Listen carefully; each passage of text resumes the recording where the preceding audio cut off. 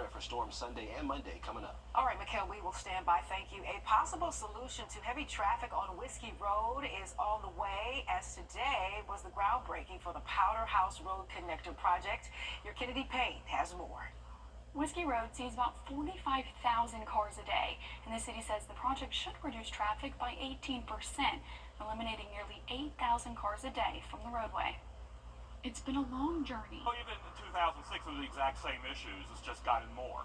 You know, people were concerned about the traffic then. There's more traffic now. With bumper-to-bumper traffic. Whiskey Road is the single most traveled road in Aiken County except for the highway. Anything we can do to help Whiskey will help. Now the city is fueling up for their next ride, the Powder House Connector project. The intent is to improve traffic along Whiskey Road and get people off of Whiskey and onto this new project. The city says phase 1 is on track to be complete in about 16 months, with construction starting on April 14th. Phase 1 will create kind of like an L between Whiskey and Corporate Parkway.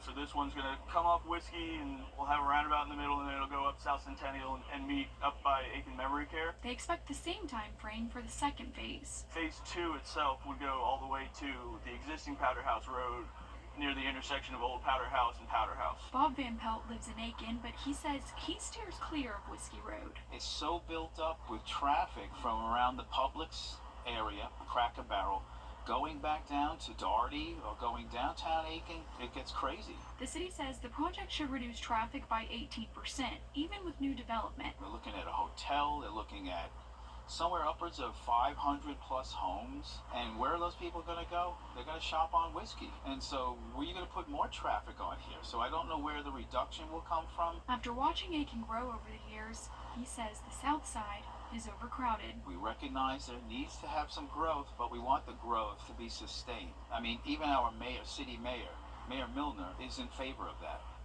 The city also wants to hear from you about phase 2. They're holding a public input meeting on April 3rd at Odell Week Center from 5 to 7. All right, thank you for that report tonight, Kennedy. We appreciate you. Have a good weekend. The Richmond County Sheriff's Office says a 25-year-old father is charged with cruelty to children after the death of his son back in November. Maurice Sturgis told deputies he found his son unresponsive when he woke up after falling to sleep on the couch next to his son. Sturgis was arrested on Tuesday. We have reached out to the Richmond County Coroner's Office for more details and information, and we'll update you on the story as we learn more. SLED has charged a North Augusta man with first-degree sexual exploitation of a 4-year-old. 39-year-old Brandon Brown was booked into the Edgefield County Detention Center. He is accused of engaging in sexual activity with the minor over the phone. The Edgefield County Sheriff's Office, Aiken County Sheriff's Office, and the Aiken Department of Public Safety assisted in the investigation. A second South Carolina death row inmate has chosen a firing squad for his execution. Today was the deadline for Mikhail Mahdi to decide his method of execution, scheduled for April 11th. Mahdi shot and killed an off-duty police officer in Orangeburg back in 2004. If the execution happens, he will be the second death row inmate to die by firing squad in South Carolina this year. Vice President J.D. Vance and his wife, Yusha, made an I will take it. All right, Mikhail mentioned severe weather, and across the country, it is relentless. Firefighters continue to battle wildfires in the Carolinas as deadly flash floods ravage Texas. Marissa Parra has more. Fires raging across the Carolinas tonight. The Table Rock Complex fire in South Carolina, now the highest priority fire in the country. Over 10,000 acres scorched, but containment at 0%. It's a beautiful place.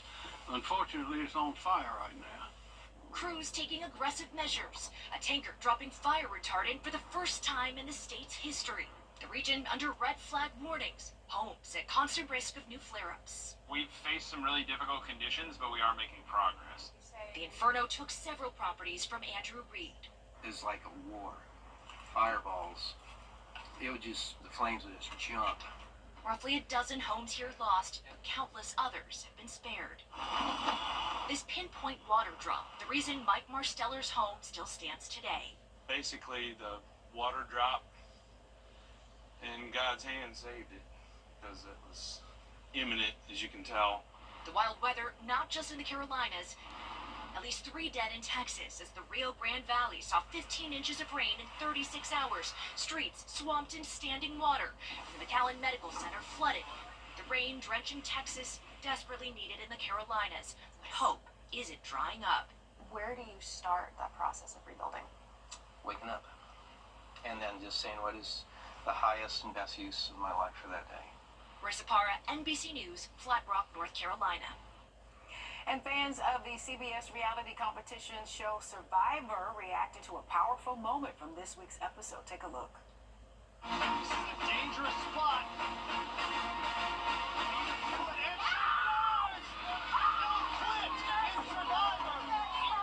That is contestant Eva Erickson winning a challenge after sharing with teammate Joe Hunter her autism diagnosis, which can leave her overstimulated and ungrounded. She eventually shared her diagnosis with the rest of the cast. Please, let's take a step away from the game and understand that this is something that I deal with my autism, and everyone who has autism should not be ashamed to ask for help and ashamed to receive it. And Survivor has been running on CBS for 48 seasons, with this season being one of the most emotional. There's even an article about this particular episode in this month's Variety magazine. And as we head to break, here's a live look at Pittsburgh and your winning lottery numbers. Stay with us. We'll be right back.